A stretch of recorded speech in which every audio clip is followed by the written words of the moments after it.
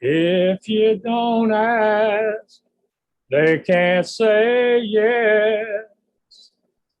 They can't cheer you on or say, yes, you're the best. They can't hang a medal around your neck if you don't ask.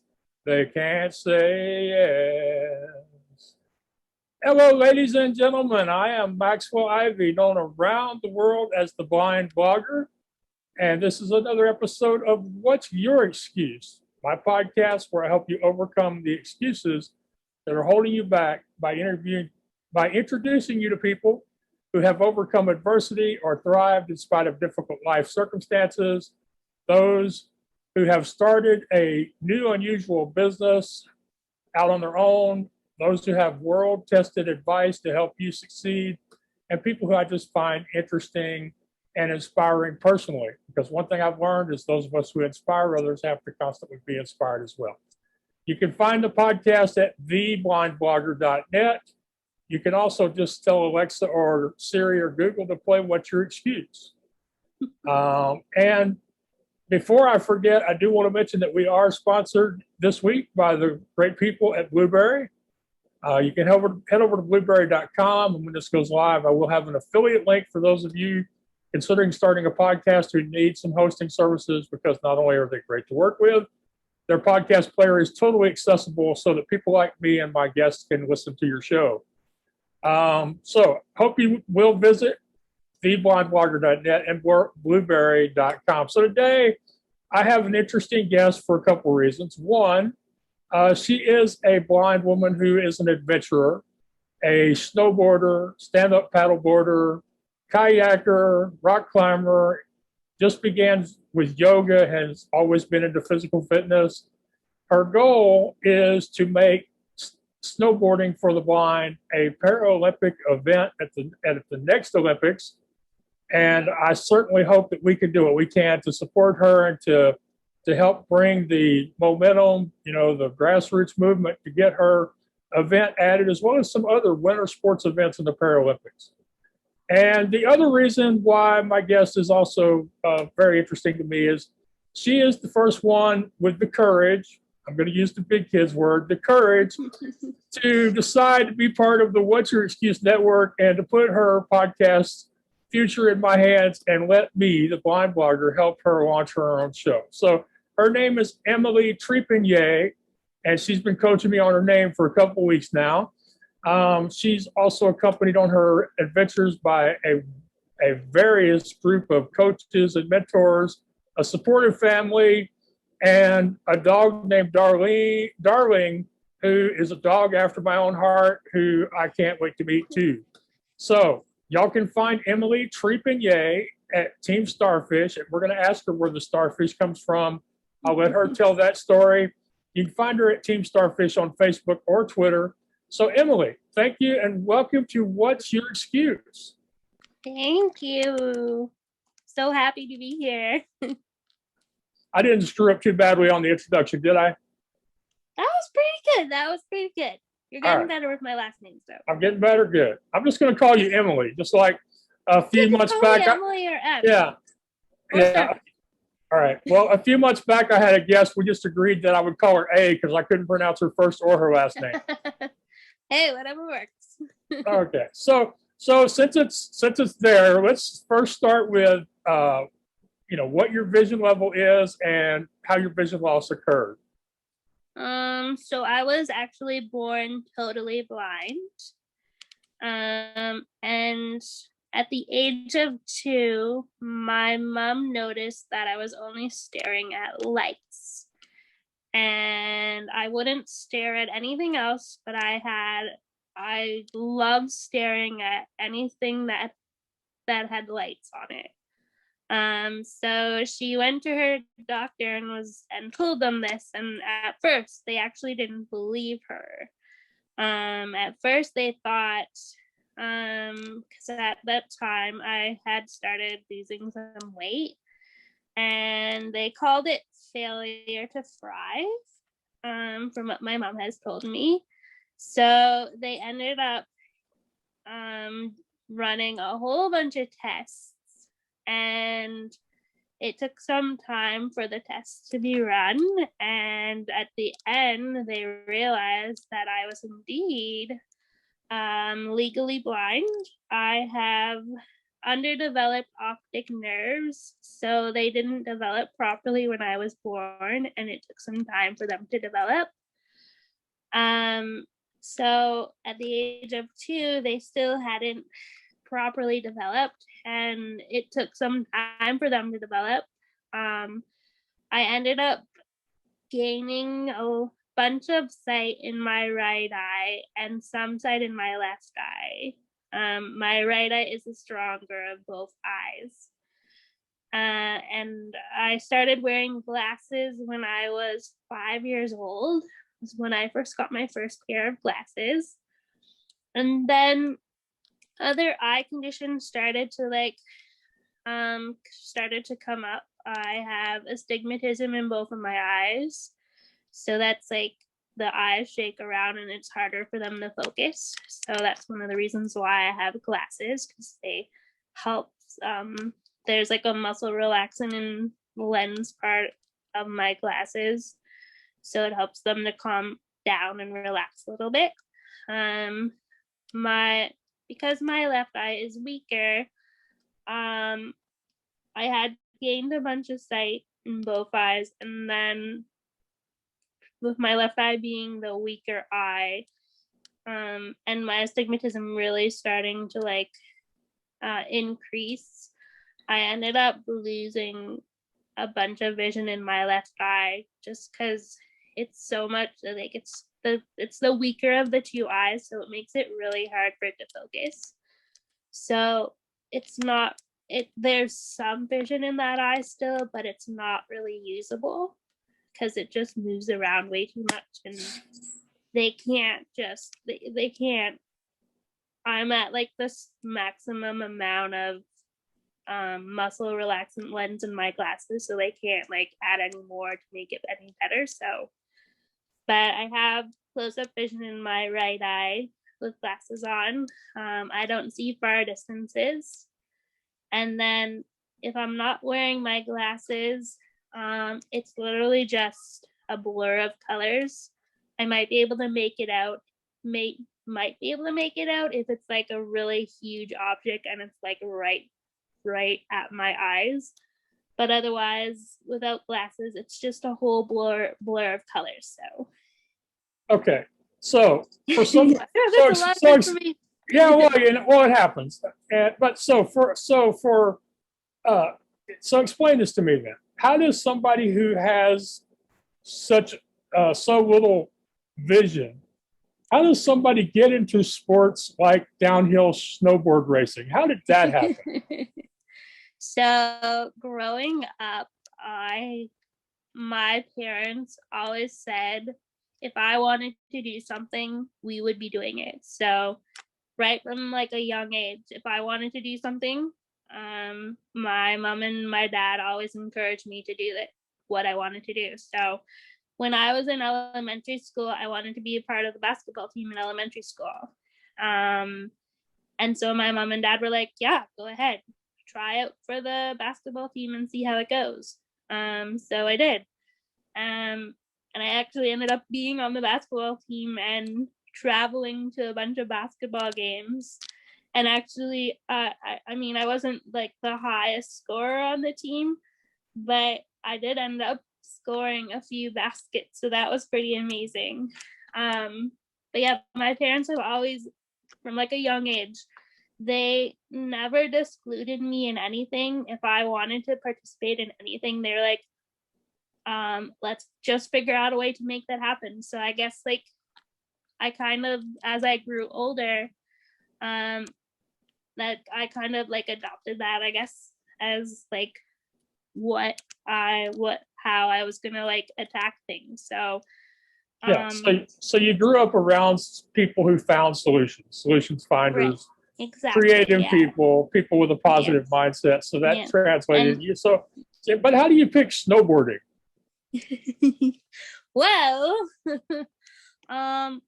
in elementary school, so I went to the school for the blind, and it was a residential school in Ontario because I'm actually originally from Ontario. So I went to the school for the blind in Ontario and met up with a best friend of mine who's still a best friend of mine. She had been part of a program called the Kitchener Track 3 program since the age of 4. And basically what that is, it's a program that teaches people with disabilities how to ski and snowboard. She started with the program at the age of 4 and was still in the program when we were going to school together.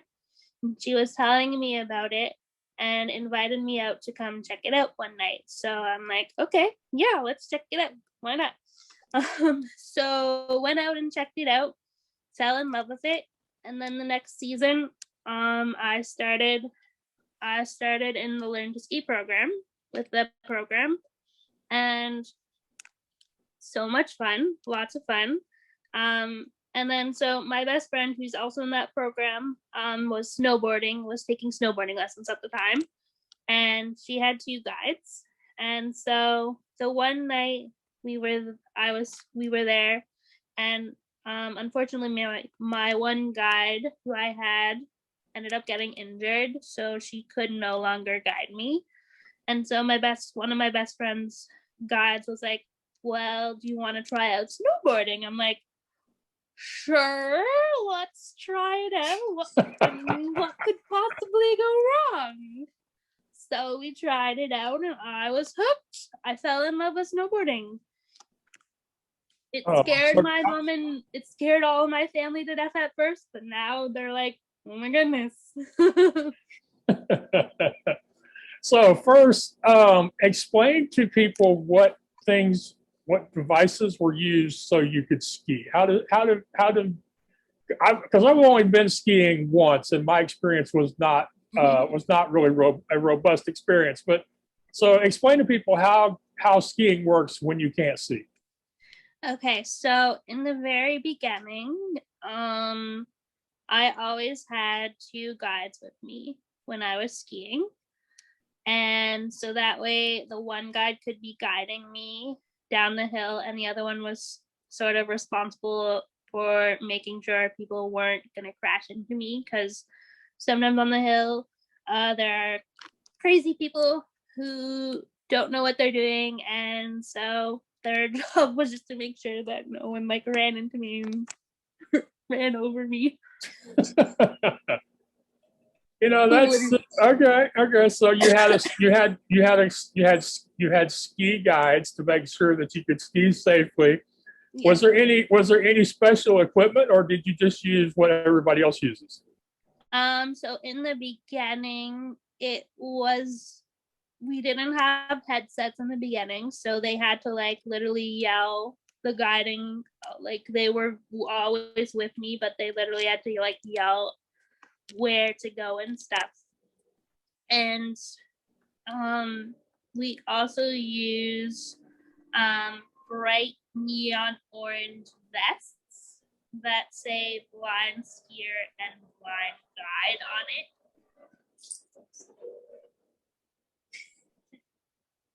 We're good, go ahead.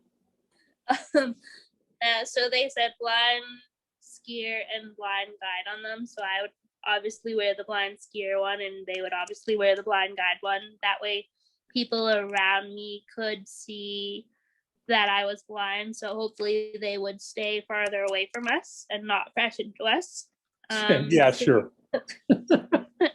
I mean, it works most of the time, but there are still those people out there that come up to us close. I've actually ran over people, so. Okay, all right. Well, so to those people on the slopes that Emily Trepanier has creamed into, we apologize. I didn't see them. Yeah, and if y'all are hearing this and you ran into Emily on the slopes, then reach out and say hey. Yeah. So that was what we used in the very beginning when I first started skiing. It was limited to what we used because it was just kind of like trial and error to figure out what was going on. we quickly realized that the snow was really, really loud. And so at points, I actually couldn't hear my guide and what they were trying to tell me. So there were a few times where my guide would be trying to say something and I wouldn't hear them. So I would either crash into something, or if I didn't hear them, I would just stop. And that was kind of what we did. That was kind of what we had chatted about. If I can't hear them, stop immediately, and then they'll know that I can't hear them. So that's kind of what we did in the very beginning. And there were a few times where I crashed into a few fences, which was exciting, but I'm still alive. And then so we started researching different ways to like communicate on the hill, because it was evident that we needed something, because the snow gets really loud sometimes and it's really hard to hear. And we came across headsets.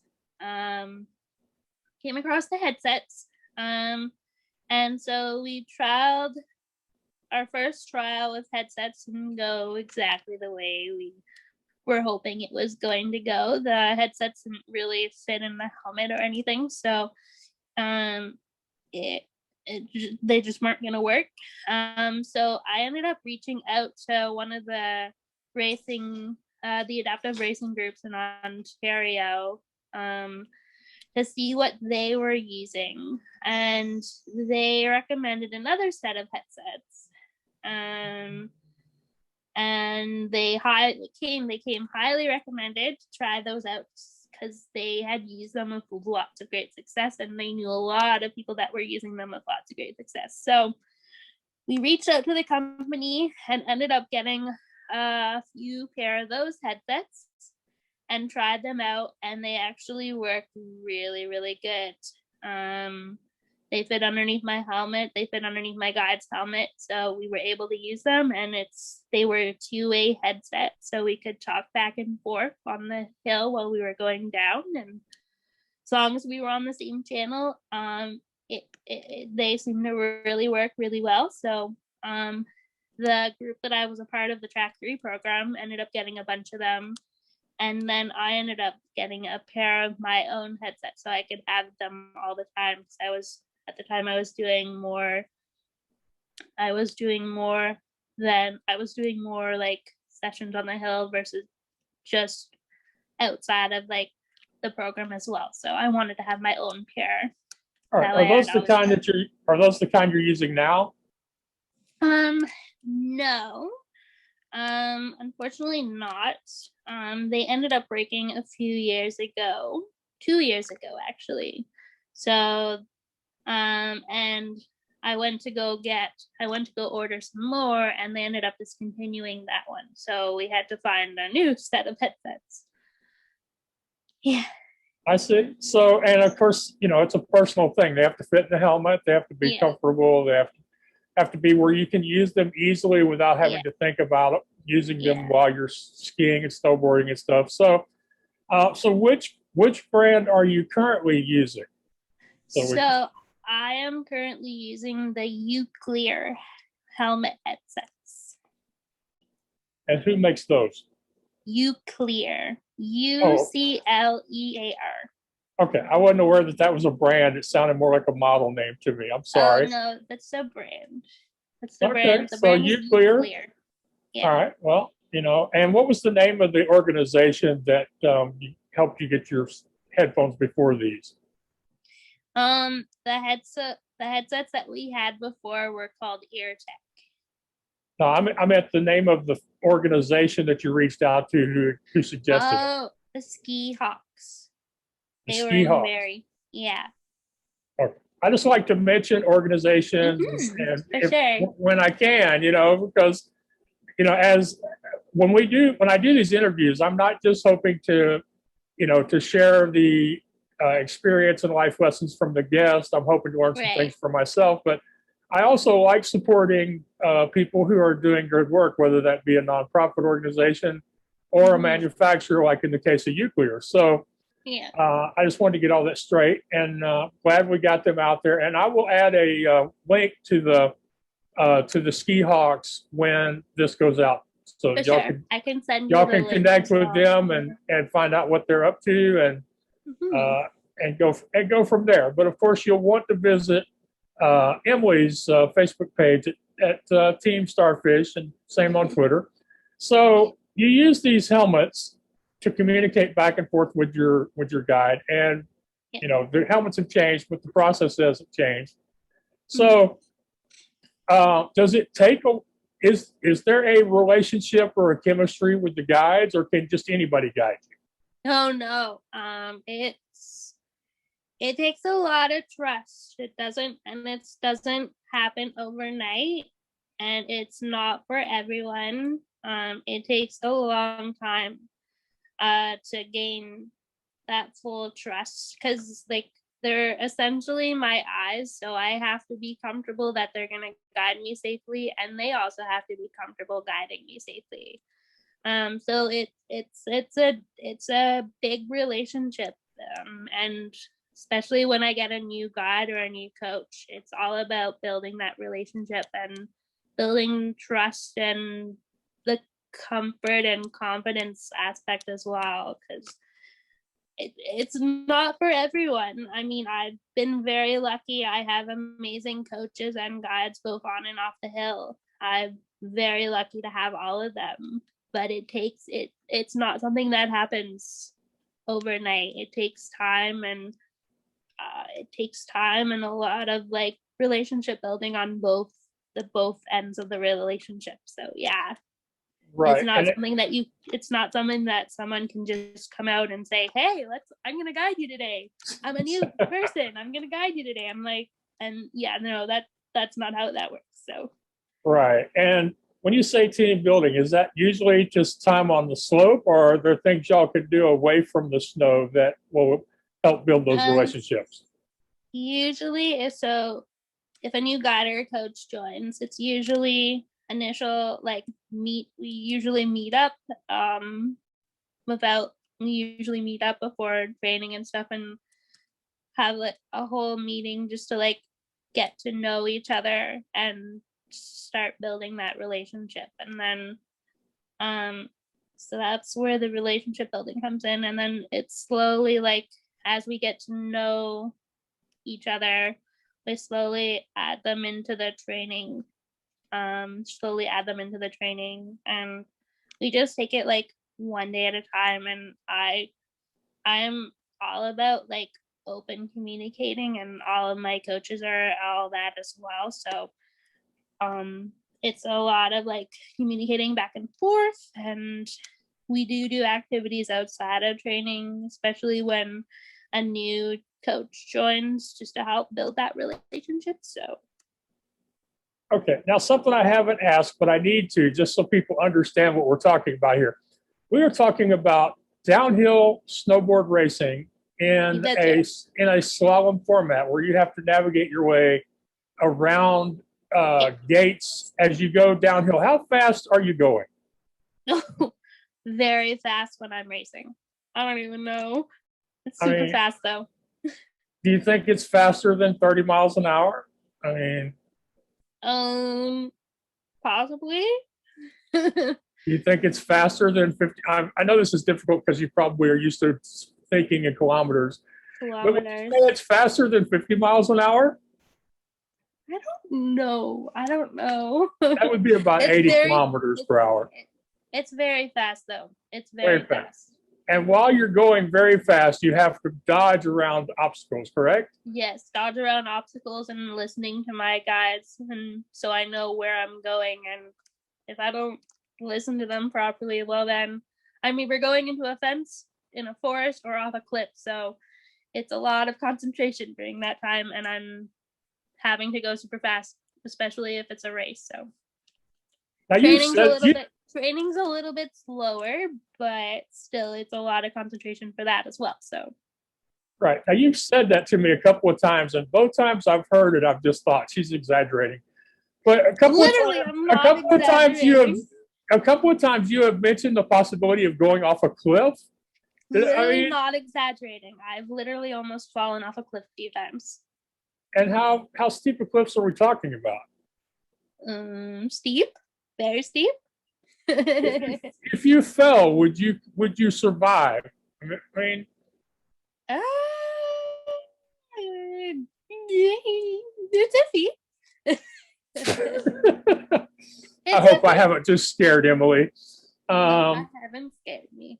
I haven't scared you. Okay, so but are there usually barriers or people watching those parts of the course just in case, or is it all up to you and your guide? Well, when we're racing, there's always people watching. Throughout the courses, I don't know how many people are watching, but I know there are people watching. That's when we're racing. When we're training, sometimes people are watching. I mean, there's always people on the hill when we're training. So if I run into any danger, if we run into any danger, someone can always help out. But yeah. Okay, now when I think about luge or snowboarding, trying to go downhill fast, I'm thinking that generally weight is a big issue. So I'm guessing you aren't really all that protected against injury. Is that correct? Yeah. So we definitely weave a lot of injury prevention into my off-hill training, but there's always that chance that I could still get injured. We hope that I don't get injured, but there's always that chance that I could still get injured. So okay, well then this is a very important part of this episode because I have to ask, because people ask me all the time. Knowing what you know about this sport, and trust me, people, this ain't the only sport she's involved in that's just crazy, just Fruit Loops, How do you avoid the fear? How do you overcome the fear? In the very beginning, it was really scary. I won't lie. But as I continued practicing and building different experiences and all that, the fear goes away. Obviously there's still some fear in the back of my mind, but the other piece that really helps is knowing who's guiding me down the hill. I'm a lot more comfortable with guides that I've known for longer periods of time. So there's not much fear when they're guiding me. Obviously, if it's a new guide or a coach that's guiding me, the fear kind of comes up a little bit more. But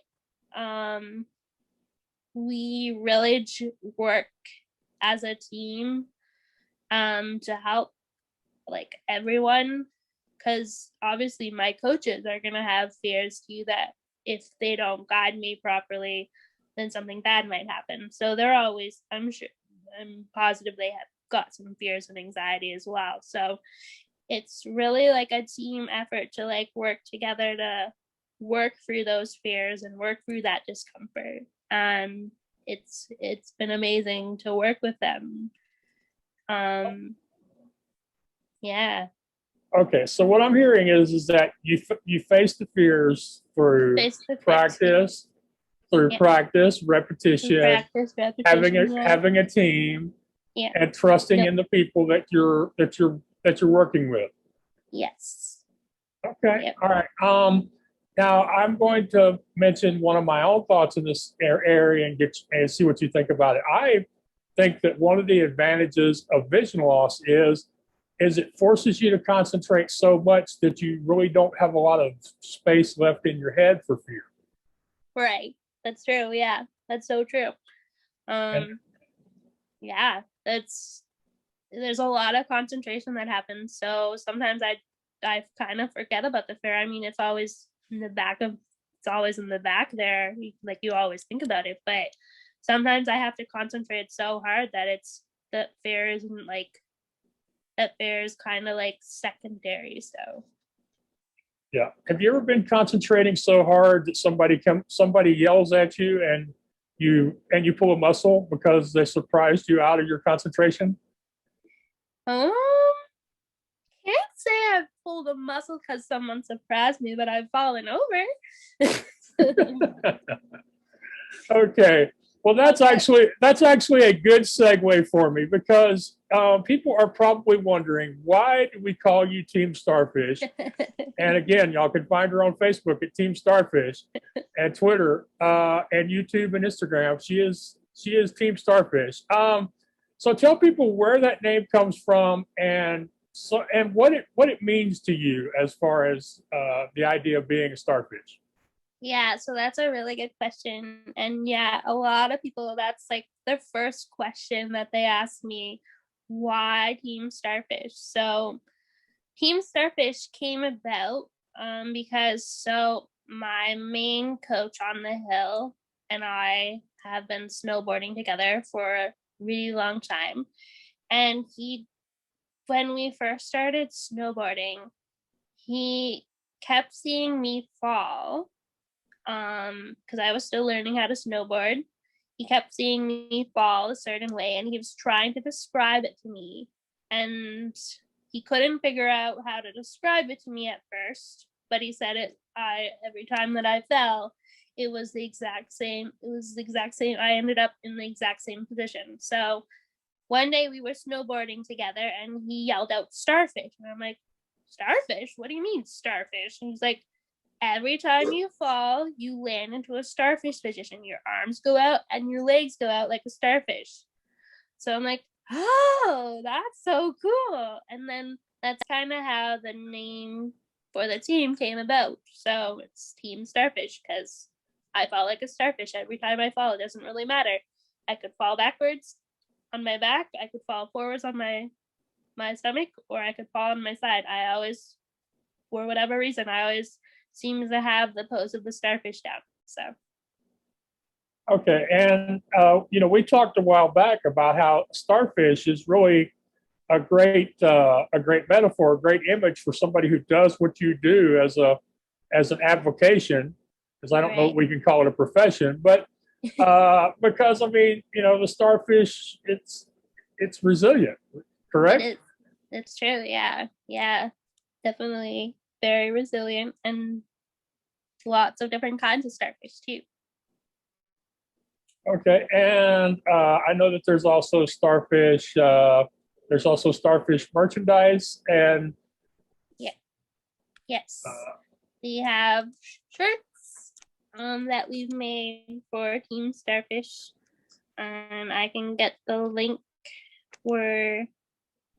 Yeah, one of the things I think is cool about your stuff, and I think it probably comes from the fact that you're used to wearing the orange vests with the fluorescent lettering, is for y'all, is that several of her shirts are available not just with regular print, but with fluorescent reflective print, so that they will show up at at night or in days where the sun is really shining or there's a lot of glare. And I think that's a really cool idea, because it kind of fits in with what you do, because people are probably used to, or starting to, at least to get used to the idea of seeing people, blind athletes having the vests. So yeah, I love our vests. They're super reflective, and like you said, you can see them at any time of day, morning, afternoon, night, when it's dark out. They're super bright. So very thankful for the for RUC Reflective for helping create the vest that I use for training for both on and off the hill. So very thankful for RUC Reflective and our amazing designer Amy, who created the vest. So see there, I'm going to teach you to drop names. We're going to work on that for you. We're gonna get that down. We're gonna get you to NASCAR level before we're through, girl.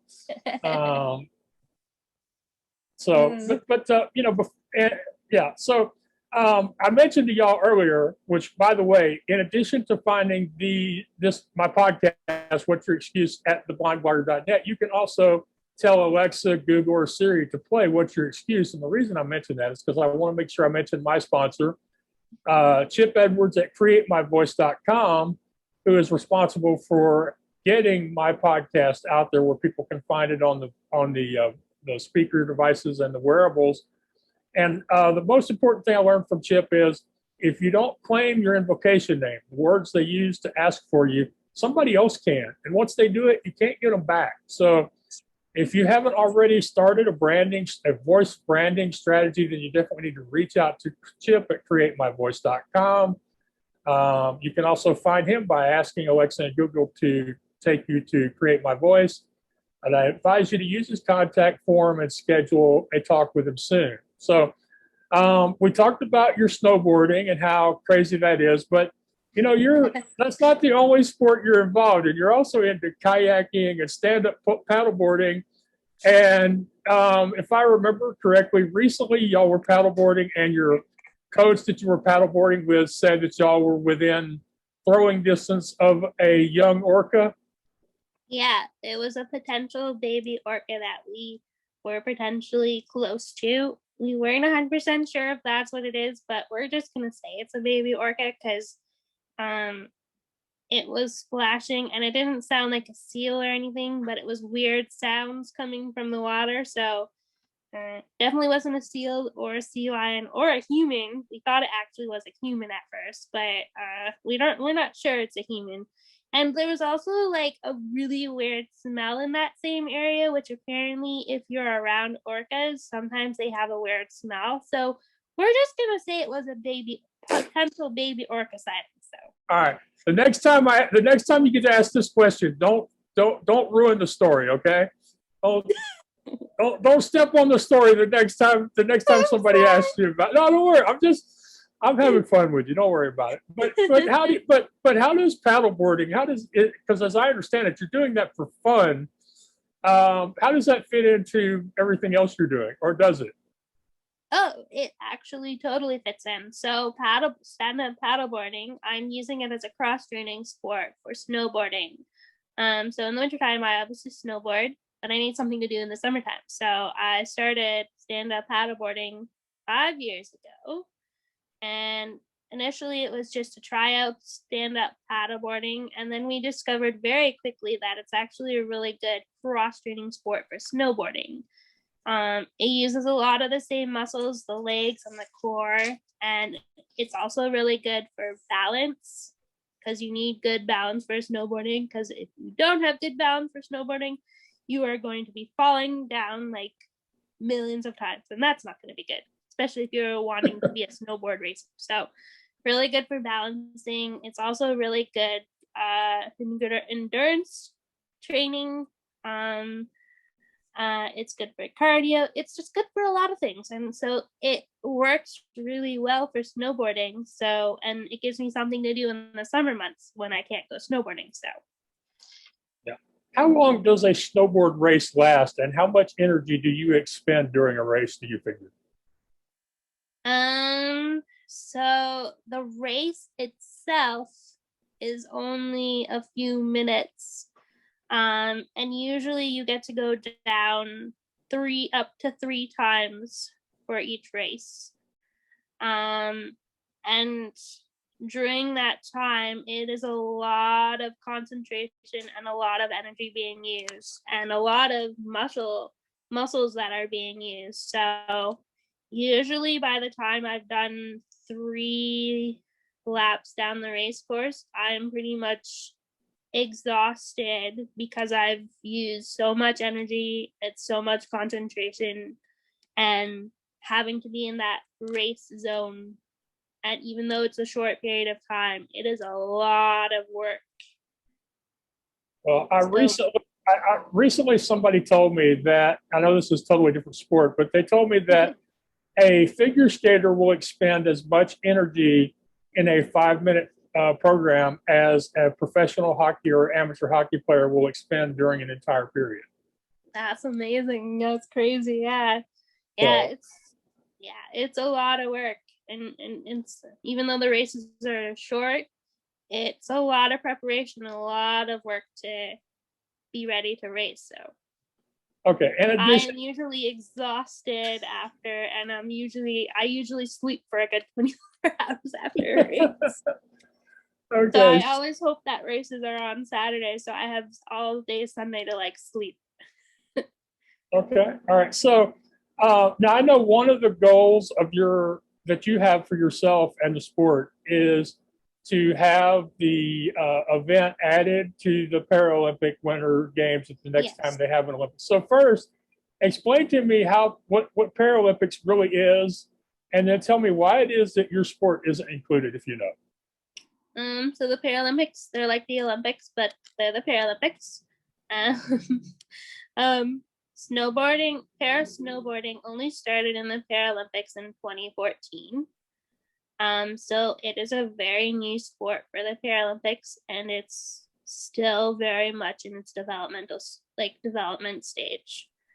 Um, at the beginning, when they first started in 2014, they only had a select few classifications that were allowed to participate in the Paralympics.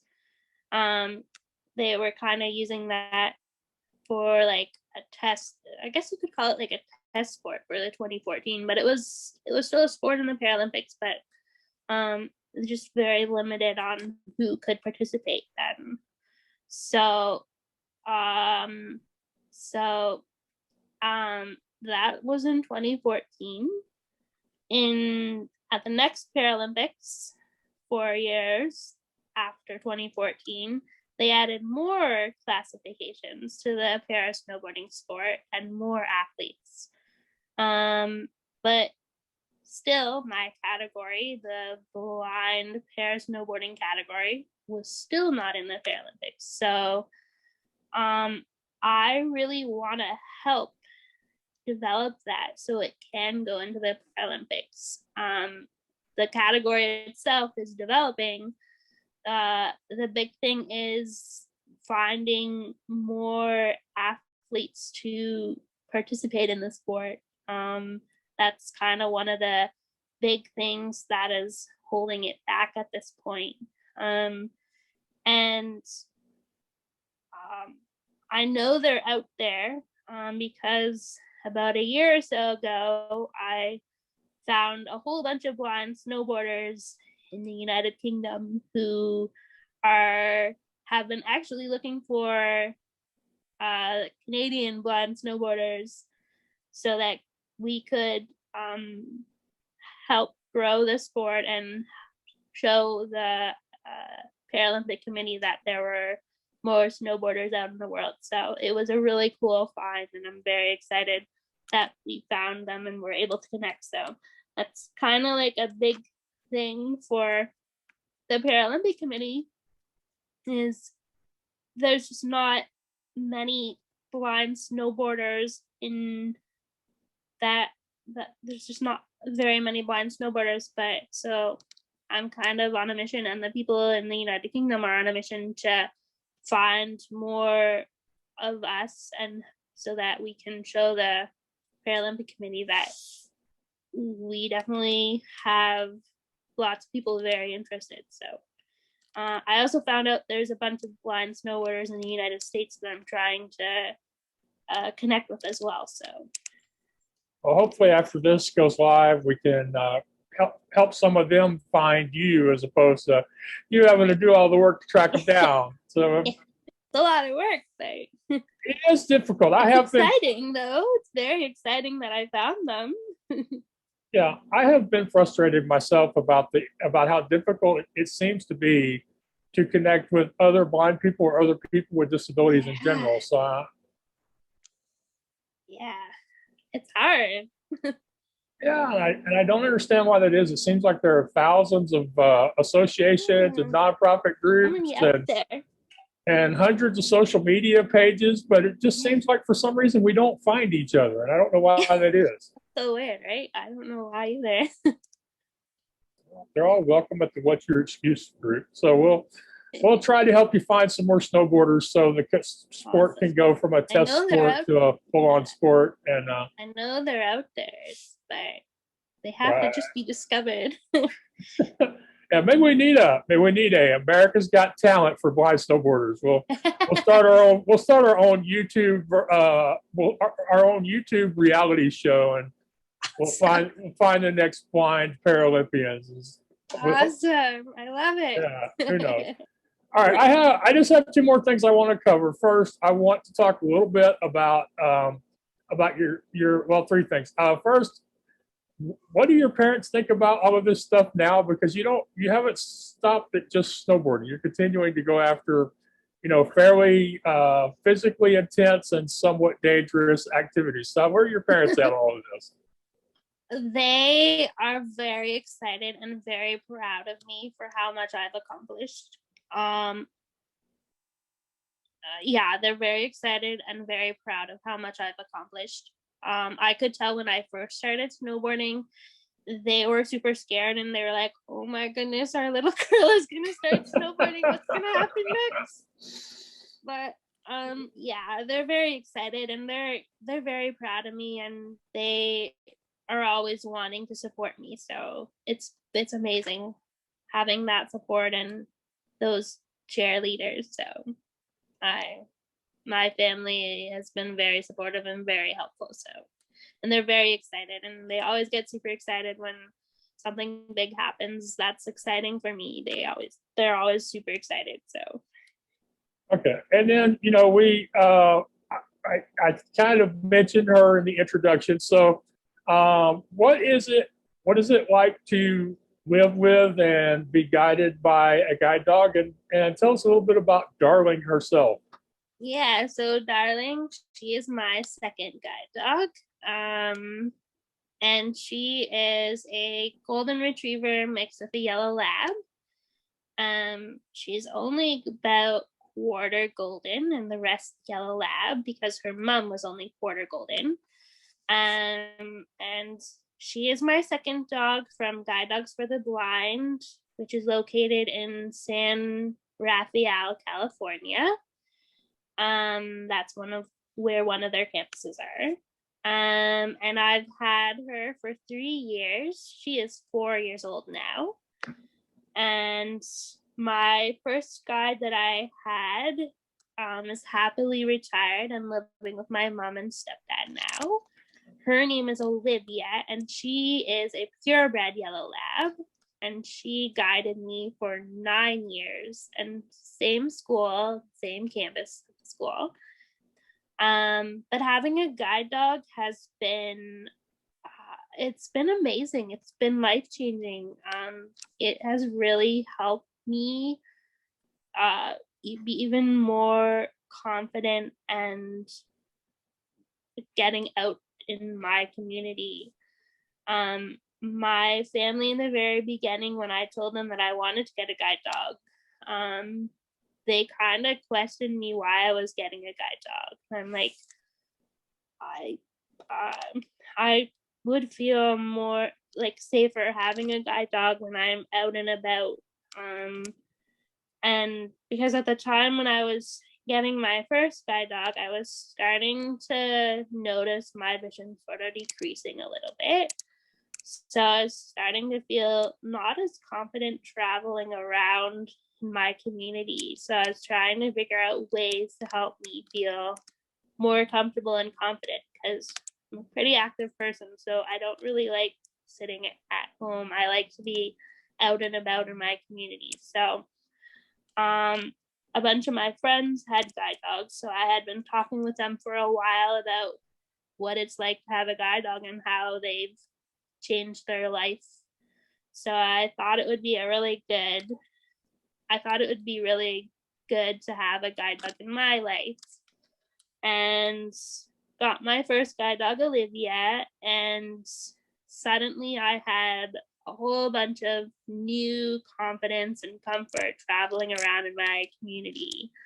It didn't happen at the very beginning because we were like working on becoming a solid team, but I could already tell from like the very start that this was going to be super helpful for me. And once my family saw me and Olivia traveling around the community, they totally agreed with me that it was life-changing, and it really helped build my confidence and independence being out in the community more. So I love it.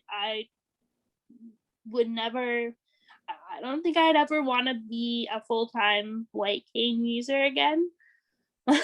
Obviously, if I have to be a white cane, like if I have to use a white cane, I will. I still have all the skills of using my white cane. So, but I honestly love having a guide dog by my side. They're a great companion.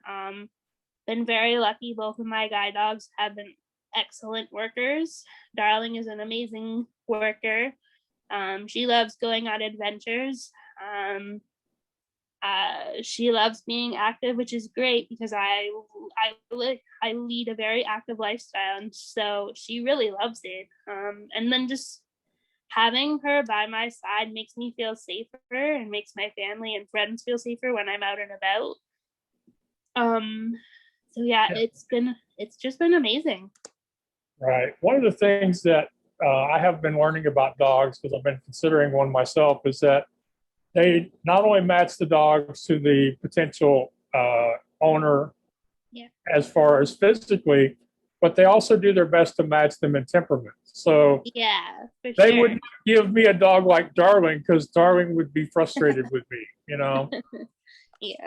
Yeah, they definitely do work with the client and to figure out what type of dog would best work for you. So yeah, sure.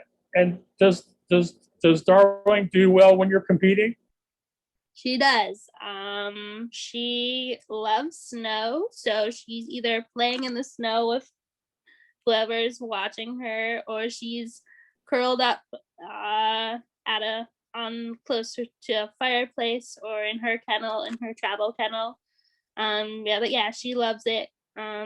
I think a few times when I've been competing, she's wanted to be like on the race course with me, but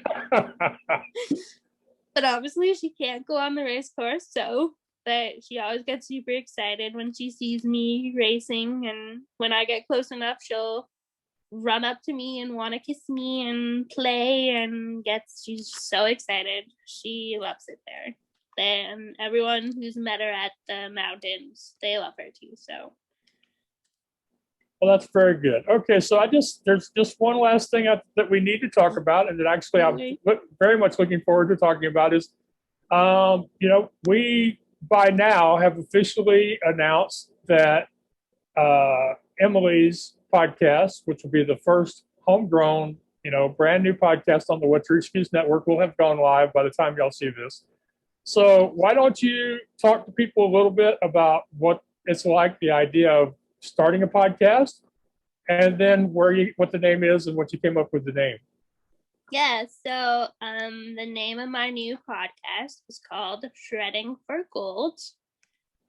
Shredding for, not the number 4, but FOR. So it's Shredding for Gold. And I came up with that name. It took a long time to figure out a name for a podcast. I didn't realize how hard that was going to be.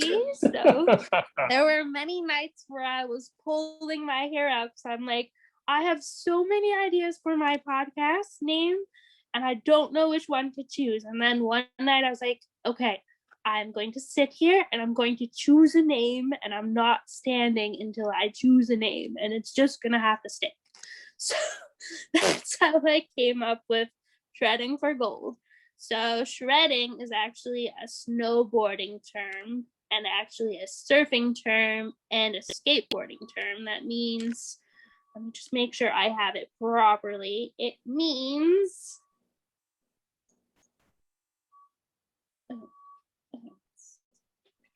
while you're looking for that, I will also mention that I have heard shredding or shredded it used generically for anything that you've done well.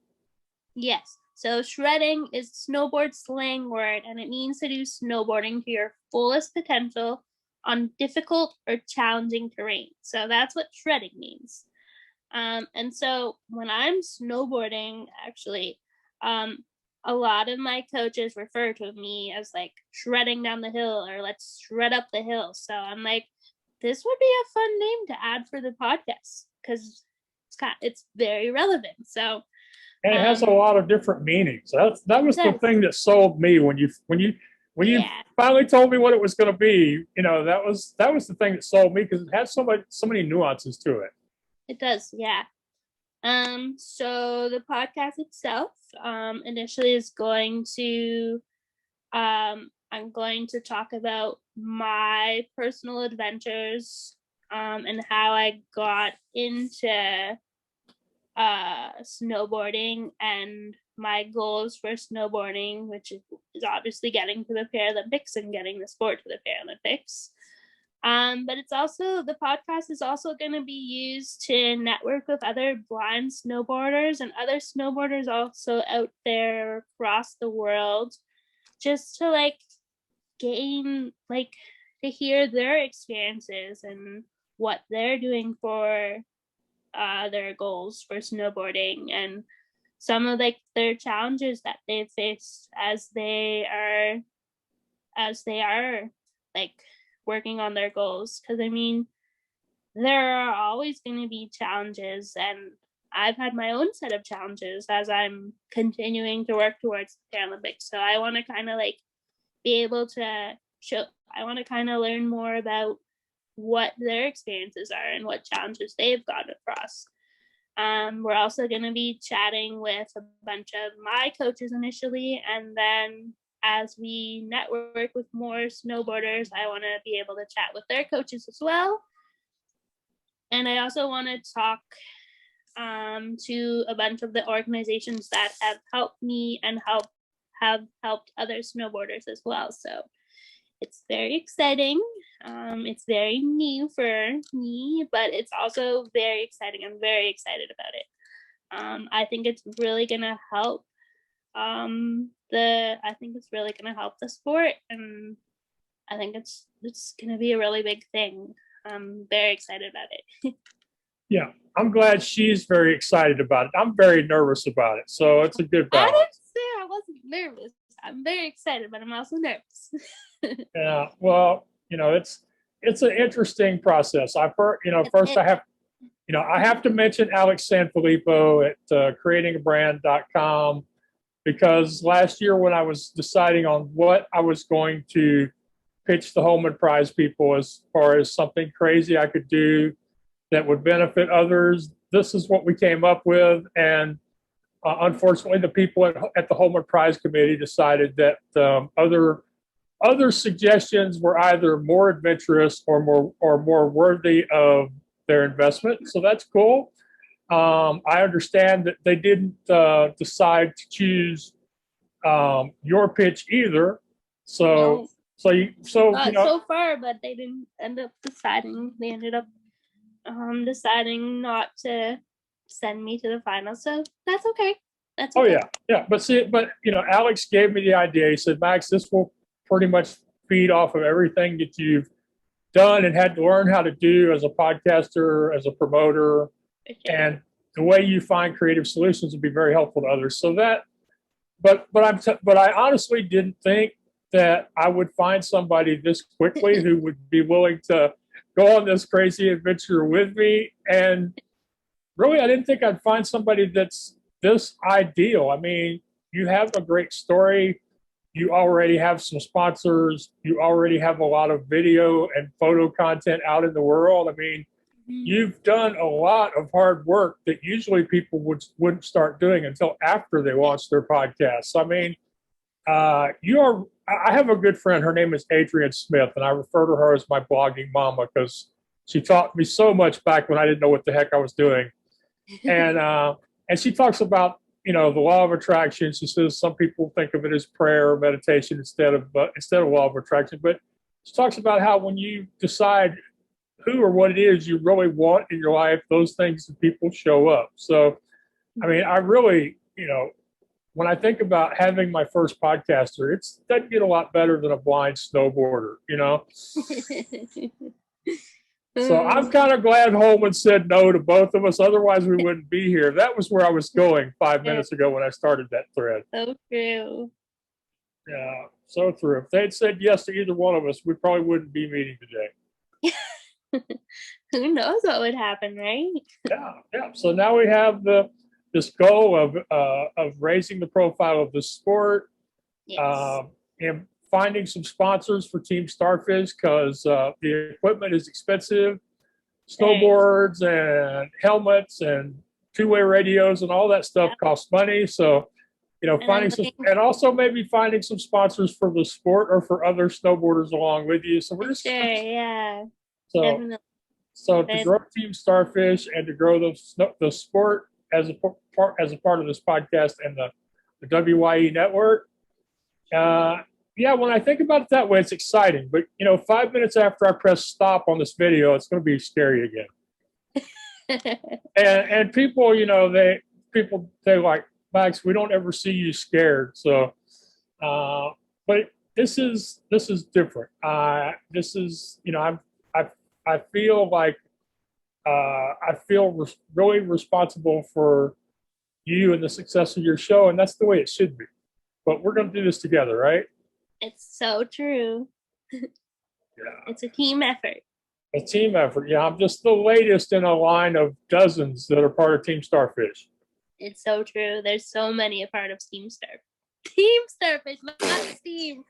No, that's not good. When the host distracts you or makes you laugh to the point you mess up your own name, that's not good. Okay, so in all the years that snowboarding and skiing and paddleboarding, all this stuff that you do, what is the one thing that you could share with my listeners and viewers that would help them do whatever it is they've been thinking about and talking about doing? Let's break down some excuses today. Well, you can go with more than one. I'm not a strict timekeeper on this show. Right. What's the one thing I could say? I would say just get out there and do it. It doesn't matter, even though if it might be scary, it might be nerve-wracking, it might be exciting, it might be happy. Who cares what it is? Just if you want to do something, get out there and just do it. There's gonna be barriers that you might have to work through, but honestly, if you really want to do something and just get out there and start doing it. Yeah, that would be my one thing I would say. Well, it doesn't get a lot better than that, which is why Nike has trademarked the short version. But I have found it does seem to make more of an impact when it comes from people like me and you. People that want to do stuff indoors like blogs and podcasts, when they see me doing it, it has an effect. And I imagine that people who have experienced your racing or have been part of your activities, they are affected more deeply because it's you. Yeah, definitely. People are always asking me, how do you do what you do? I'm like, I just do it. I just get out there and if someone tells me I can't do something, I'm gonna be like, okay, I'm gonna have to prove you wrong. I can do this. Okay, well, I'm going to ask you one of my least favorite questions. I recently came up with an answer to this one. Hosts like to ask me, Max, is there anything that truly scares you? And I have finally come up with the answer of I'm personally scared that someday people are going to get tired of listening to my stories. So yeah, I know. I am a storyteller at heart, and I'm a really good one. But that is the one thing that scares me. Is there anything that scares Emily? Big thing, and it probably it doesn't even have to make sense. It's just, is there something that scares Emily? Falling off cliffs scare Emily. But she does it anyway. Getting eaten Okay. by sharks scares me. Do what? What was that last one? Getting eaten by sharks scares me. Okay.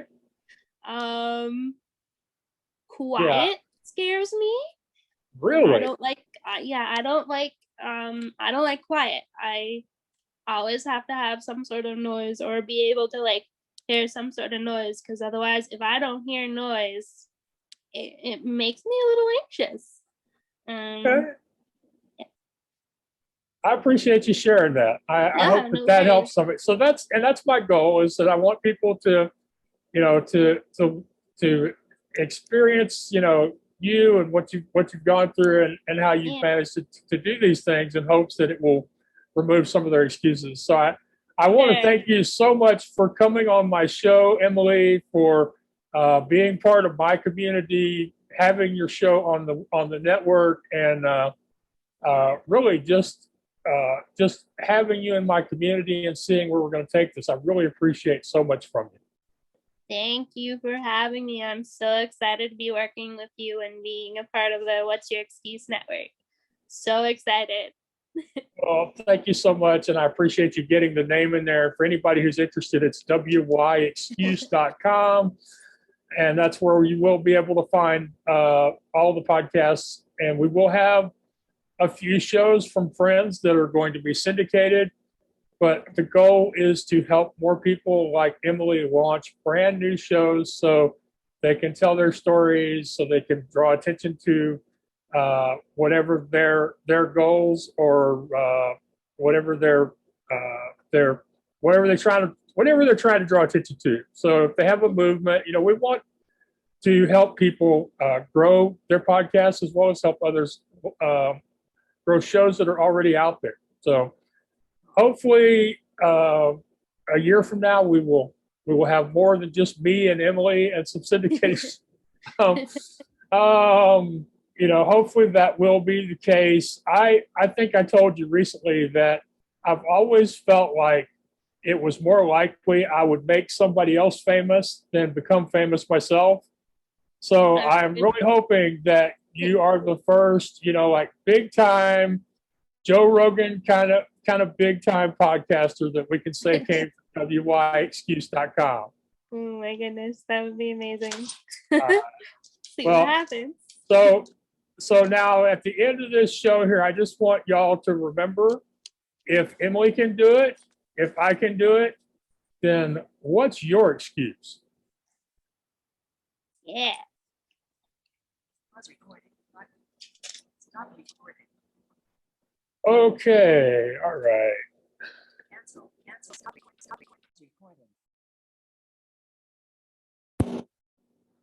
Okay, well, we had another great conversation with my new friend and podcast host, Emily Trepanier, and her sidekick, Darwin. And I am looking so forward to having her on the network. And again, y'all can go to Team Starfish at Facebook, Twitter, LinkedIn, Instagram, YouTube.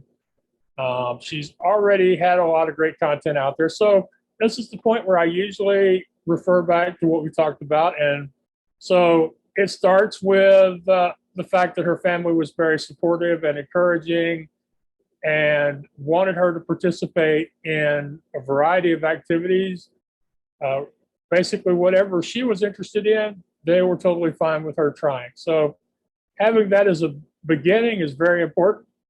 And hopefully more young people are growing up with that attitude, that are exposed to people who are positive and upbeat and willing to try new things. The second thing, she talked about fear, having not having fear most of the time because of practice, repetition, trust in her training, and trust in her coaches. So for those of you who have thought about looking for a coach or a mentor, whether you're, speeding down a hill, trying to dodge barriers, or whether you're just wanting to start a blog or write your first book, it's definitely important that you have a coach or a mentor you can trust. And hopefully, if you haven't already started looking, you will start looking today. So that was a very important part of it. Also, that it's a team approach. And that's something I know y'all know I believe in, because I have a very large community of people, both online and in person, many of whom have not only supported me and encouraged me, but have provided services and been able to help me do things that I wouldn't have been able to do without their help. So it is a team approach, not only at Team Starfish, but also here at What's Your Excuse? And of course, her last comments were just get out there and do something. And I'm really glad she didn't use the short firm, or who knows, the way things are now, Nike might have sent me a letter asking for some money. But it is true that often the things that we have to do are things we know we need to do. It's just difficult to get started. And so while we didn't get to talk about it, I know a lot of people I have talked to say it's all about finding small ways to get started and decreasing the pressure on yourself as much as possible in the beginning. I've also heard it referred to as decreasing the barrier to entry. I didn't get, we talked about how snowboarding at her level is an expensive activity, and she's actually seeking sponsors. She has some small sponsors, but she's looking for more and for people who can help with some of the more expensive equipment. But when you start something brand new, there's nothing wrong, and it actually makes it less stressful if you start with used equipment, things you've borrowed. I think in one of my books, I've mentioned that I'm still riding a stationary bike my uncle gave me. And even though I never learned how to play that guitar, the first guitar I tried to learn on cost me $50. So decrease those barriers to entry, make it easy on you, lower the stress. But as Emily said, just go out there and start doing. All right, I hope y'all have enjoyed the podcast, the video or the audio. I know that y'all have many uses and demands on your time, so I appreciate the fact that you decided to spend some of your time with me and Emily. Very hopeful y'all are going to support Team Starfish and the Shredding for Gold podcast on the What's Your Excuse Network. I do hope you visit blueberry.com and createmyvoice.com so that you'll support the sponsors that are making it possible for me to have this show. And if you have a company that's been considering sponsoring, or you think, hey, having people hear about your brand on my podcast would be a good thing, then reach out to me. I hope that y'all will do something, take some action in your lives, because as I often say, inspiration without action is meaningless. And I always love to hear what, if anything, I've inspired you to do. So until next time, take care of yourself, stay safe out there. This is August 2021, so please wear your mask, get your vaccines, wash your hands, and be careful who it is you associate with until this is all behind us. And until next time, take care now. Too many times we stand aside and let the water slip away to what we put off to tomorrow has finally come today. So don't stand upon the shoreline and say you're satisfied. Choose to chance the rapids and dare to dance the tide.